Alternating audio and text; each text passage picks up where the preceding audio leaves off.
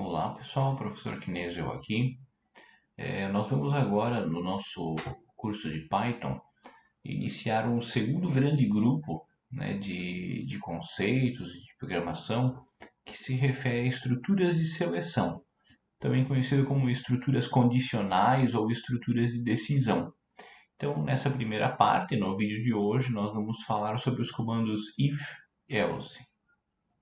Até agora, né, todos os programas que a gente fez na linguagem Python usando lá operações de entrada, operações de saída, operações aritméticas, né, as linhas que a gente colocava no nosso código-fonte, todas elas eram executadas, né, do início ao fim, seguindo a ordem com as quais elas eram colocadas dentro do nosso programa.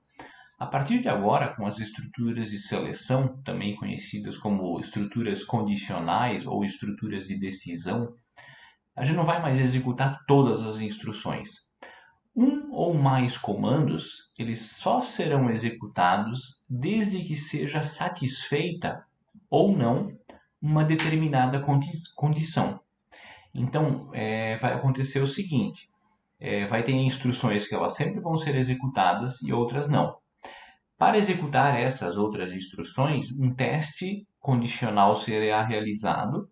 Se o resultado desse teste for verdadeiro, aí então a gente executa aquelas instruções.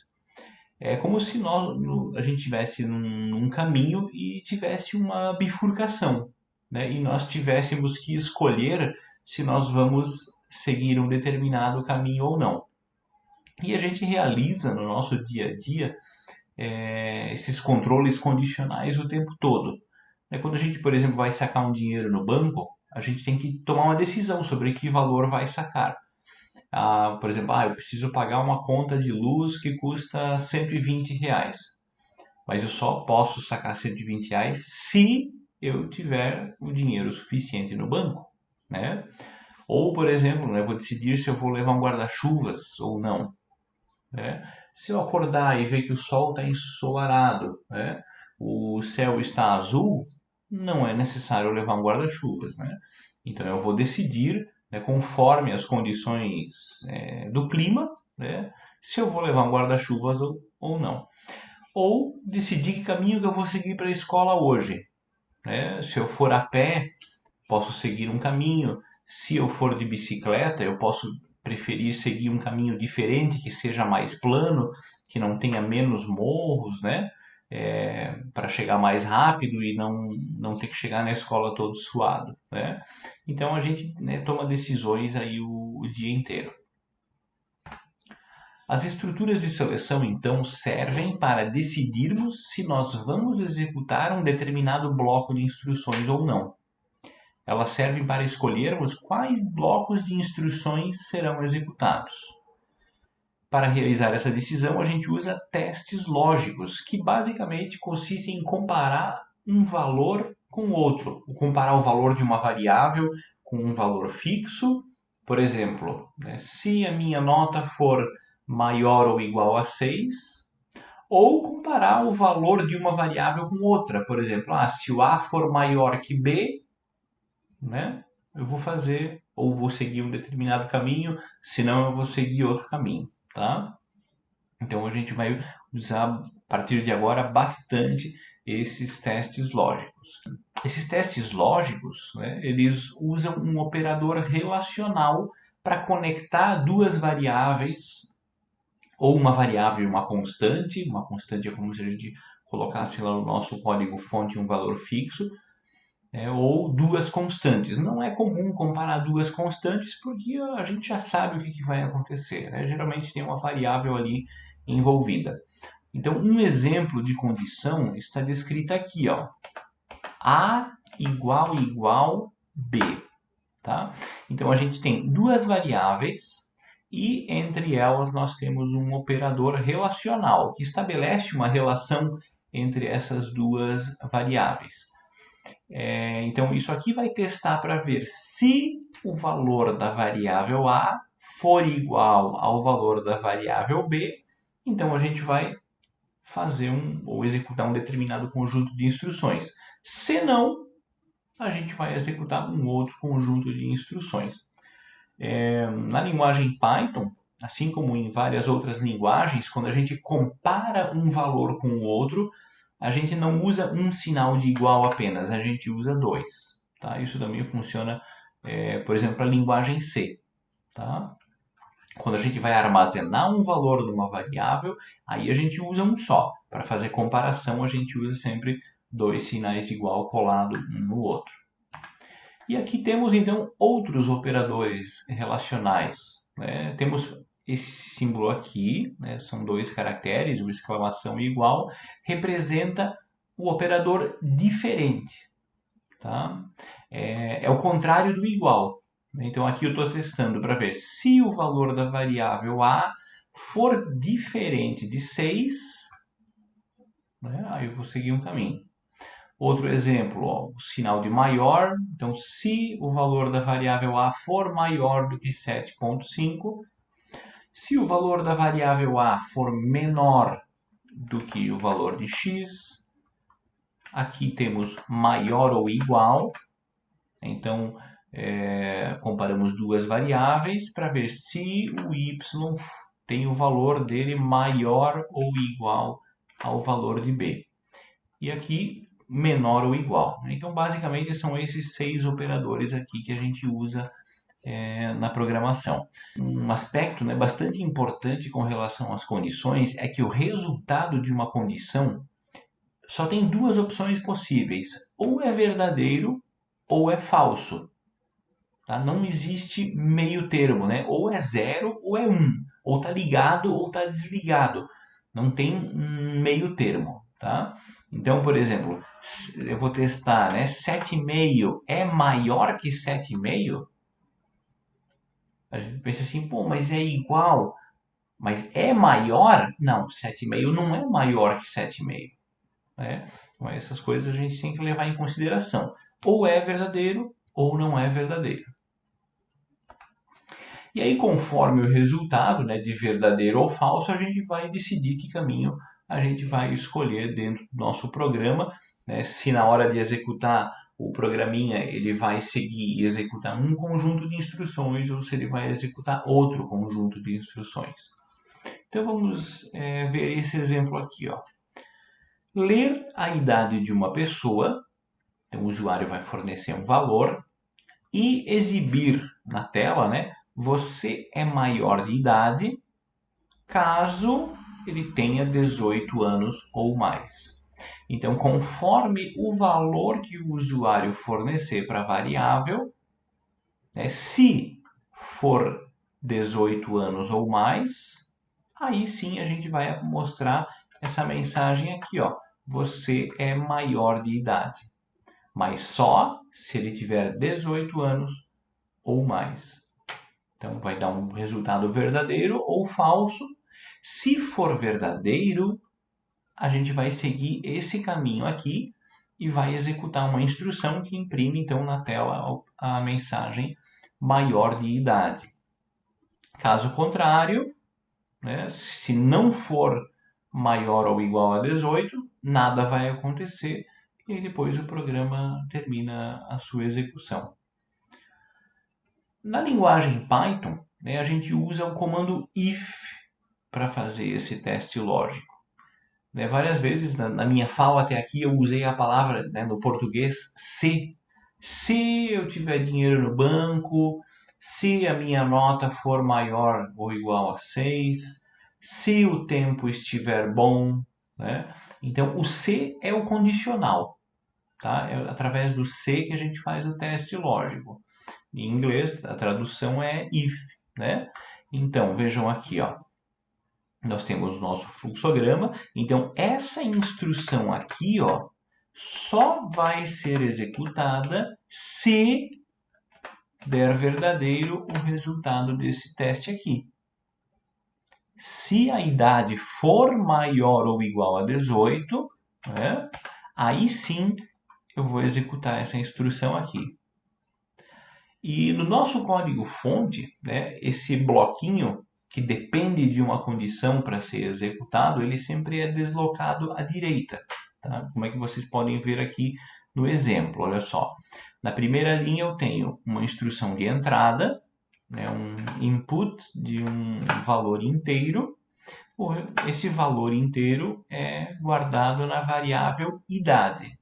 E depois eu testo para ver se, vejam que eu estou dando bastante ênfase no se, né?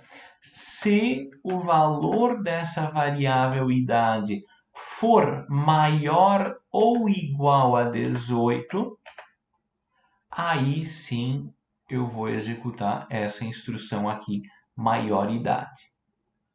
Tá? Caso contrário, essa instrução aqui ela não vai ser executada. Ele simplesmente pula essa instrução aqui. É o interpretador de comandos da linguagem Python, ele simplesmente vai pular essa instrução aqui e vai seguir executando as outras instruções que estiverem, né, conforme o fluxograma daqui para baixo. Tá? Mas essa instrução aqui só vai ser executada se o resultado do teste for verdadeiro. Identação, né? O termo identar ou identação refere-se ao deslocamento à direita do bloco de comandos a ser executado em determinada condição.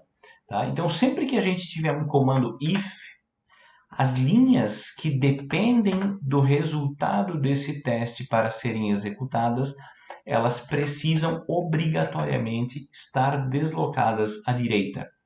Na linguagem Python, existe o padrão de usar 4 espaços em branco aqui na frente. Em outras linguagens tem outros padrões, tem gente que gosta de usar 2 caracteres, às vezes 3. O padrão da linguagem Python é 4, mas também funciona se a gente usar, por exemplo, só 3 espacinhos. Tá? Esse deslocamento à direita ajuda visualmente o programador a identificar situações em que o código nem sempre vai ser executado, que depende de uma condição. Tá? É muito mais fácil a gente ver o código deslocado à direita, por exemplo, do que a gente ter que ler linha por linha cada comando do código. Tá? Então, a indentação é muito importante. Depois, quando a gente chegar na unidade 3, que são as estruturas de repetição, nós vamos voltar a falar sobre indentação. E na linguagem Python, essa indentação aqui ela é obrigatória e eu não posso, às vezes, usar 3, às vezes usar 4. O próprio interpretador da linguagem Python ele vai reclamar, vai mostrar uma mensagenzinha de erro se essa indentação não estiver correta. Tá? Tem linguagens que a indentação ela não é obrigatória, porém recomendável. No Python, a indentação ela é obrigatória. Tem que fazer indentação sempre que houver um comando if e outros comandinhos que eu vou mostrar logo a seguir. Então agora eu vou pegar esse código fonte aqui, vou copiar e vou colar lá no idle e a gente vai executar e ver o que tem de diferente agora com esse comando if. Aqui está o código fonte. É uma opção que eu gosto de deixar ligada aqui no editor do idle, é mostrar o número das linhas, né? Então eu vou entrar aqui no menu Options e ligar aqui Show Line Numbers. E agora eu vou então pressionar F5, né, para executar o programinha. OK para salvar. E aí então ele está pedindo para eu digitar aqui um valor para a variável idade. Vou colocar aqui 20, né? Vou pressionar a tecla Enter. E ele, então, mostrou a mensagem aqui, ó, maior idade. O que a CPU, né, através das instruções que foram dadas para ela, fez? Chegou aqui na linha 1, fez a entrada do dado, né, converteu para inteiro e armazenou na variável idade. Em seguida, ele fez um teste lógico. Ele testou se o valor da variável idade, que no nosso caso era 20, ele vai testar 20 é maior ou igual a 18? Sim, 20 é maior ou igual a 18. Dá verdadeiro o teste. O que vai acontecer? Ele vai entrar aqui nesse bloquinho e vai executar essa instrução. Maior idade é o que vai aparecer na tela. Agora a gente vai fazer uma situação, né, colocar um valor para a variável idade que não atende essa condição. Tá? Então eu vou rodar o programa de novo. Eu vou colocar aqui idade 15, Enter. E vejam, ó, o nosso programa terminou sua execução. Mostrou a mensagem maioridade? Não. A maioridade, a mensagem, só vai ser mostrada se for maior ou igual a 18. E se não for, do jeito como está aqui, não vai acontecer nada. Nós temos a opção de fazer uma programação também caso o teste condicional dê um resultado falso. Vamos ver aqui, ó. Ler a idade de uma pessoa e exibir maior de idade caso tenha 18 anos ou mais. Caso contrário, exibir menor de idade. Então, o nosso fluxograma agora vai ter um caminho alternativo aqui.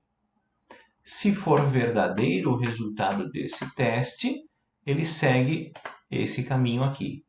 Se não, ele segue esse caminho aqui. Então, até na fala eu dei ênfase à palavra senão, que em inglês é else. Tá? Esse é o comandinho que a gente vai usar para programar essa alternativa. Tá? Então, se for verdadeiro, ele vem para cá. Se for falso, ele vem para cá. Tá?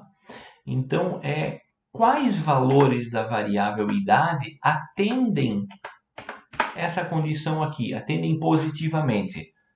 O valor 18, 19, 20 e assim por diante. Quais valores não atendem essa condição?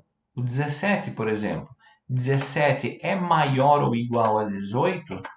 Não atende a condição. O 16 é maior ou igual a 18? Não atende a condição. Tá? Então, esses valores menores não atendem a condição. Aí a gente segue outro caminho e executa uma outra instrução. Então, a gente pode ter instruções tanto do lado de cá quanto do lado de cá. Então vamos ver aqui, ó, em forma de código-fonte, como é que fica. Ó. Até aqui, né, o nosso código-fonte era igual como estava antes. Eu só adicionei aqui um comentário. Né, isso aqui não é uma instrução que vai ser executada pelo interpretador do Python. Então, se o resultado desse teste aqui der verdadeiro, ele vai executar esse bloco que está aqui em verde, o primeiro bloquinho, logo depois da instrução if. O else significa aquele caso contrário. Caso contrário, ou seja, caso não seja maior ou igual a 18, ele vai executar esse segundo bloco de instruções que estiver deslocado logo à direita. Tá? Então, se for verdadeiro, ou seja, se for maior ou igual a 18, ele faz isso daqui. Caso contrário, ele vem e executa, né, esse segundo bloquinho de instruções aqui. Então agora a gente vai, né, fazer isso novamente, copiar e colar e rodar lá no idle para ver o resultado. Aqui está o nosso código-fonte, né, do jeito como foi mostrado ali no slide anterior. Eu vou pressionar F5 para iniciar a execução. Eu vou colocar os mesmos valores que eu coloquei antes. Primeiro eu coloquei 20, né? Então 20 maior de idade. Vejam que essa instrução aqui, ó, ela não foi executada. Só foi executada essa daqui. Tá? Então quando a gente tem if-else, a gente tem uma bifurcação no caminho. Ou segue um caminho, executa o primeiro bloco, ou segue o outro caminho, executa o segundo bloco. Então, eu vou rodar novamente. Eu vou colocar agora um valor que não atende a condição. Vou colocar aqui 12 menor de idade. Então, ó, 20 maior de idade, 12 menor de idade. Esse é o resultado da execução desse programinha aqui. E agora, né, só para a gente finalizar esse vídeo, fazer uma pequena reflexão sobre os operadores relacionais e verificar, né, quais atendem condição, quando não atende a condição, quando dá verdadeiro, quando dá falso. Né? Vejam aqui, ó, se um valor não for igual, o que ele pode ser? Né? Vamos considerar o teste aqui embaixo. Ó. If se o valor for igual a 9, ele executa essa instrução aqui. Se ele não for igual a 9, o que ele pode ser? Né? Vejam aqui, ó. Quais valores atendem essa condição aqui? Só o número 9 vai dar um resultado verdadeiro aqui. Para essa variável valor, só o número 9, o valor 9, dá um resultado verdadeiro aqui. Todos os outros darão um resultado falso. Então, ó, quais valores não atendem essa condição? O 10 atende essa condição? 10 é igual a 9? Não. O 11 atende a condição? 11 é igual a 9? Não. O 5 atende essa condição? Ó, 5 é igual a 9? Não, não atende condição. Tá? Foi preciso escrever isso no código? Não. O comando else, ele dá conta desse recado. A gente não precisa escrever de novo, assim, se valor igual a 9 e se valor diferente de 9. O else, ele tem essa lógica embutida nele. Se não der certo o resultado, né, se não for verdadeiro o resultado do primeiro teste, ele entra e executa o segundo bloco. Tá? Isso é extremamente útil. A gente evita de escrever código redundante, né? E quanto menos código, menor a probabilidade do programador cometer um erro, né? Então, isso é muito importante. Outro exemplo aqui, ó. Antes a gente fez ali com igual e diferente. Vejamos aqui, ó. Se um valor não for maior, vamos considerar aqui o 9 de novo, né? Quais valores atendem à condição? Que sejam maiores do que o 9. O 10 é maior que o 9, o 11 é maior que o 9, o 12, o 13, o 14, assim por diante. Esses valores atendem essa condição e dão um resultado verdadeiro. Né? Então, quais valores atendem aqui? Do 10 para cima. O 9, o próprio valor 9, ele é maior do que 9? Não, dá falso. Tá? Então, quais valores não atendem à condição? O 9, o 8, o 7, o 6. Eu precisei escrever isso no meu código fonte? Eu precisei colocar aqui um outro if, valor menor ou igual a 9? Não. Né? Então, ó, aquilo que não é maior só pode ser menor ou o próprio valor. Tá? Isso é muito importante a gente considerar na programação e na lógica. Então esse foi o nosso primeiro vídeo, né, sobre estruturas de seleção ou condicionais. A gente agora vai fazer alguns exercícios, né? Eu vou colocar o link dos exercícios na descrição desse vídeo.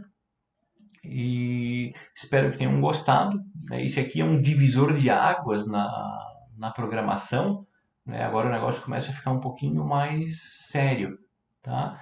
Então espero que tenham gostado. Fiquem bem e não percam o próximo vídeo. Um abraço.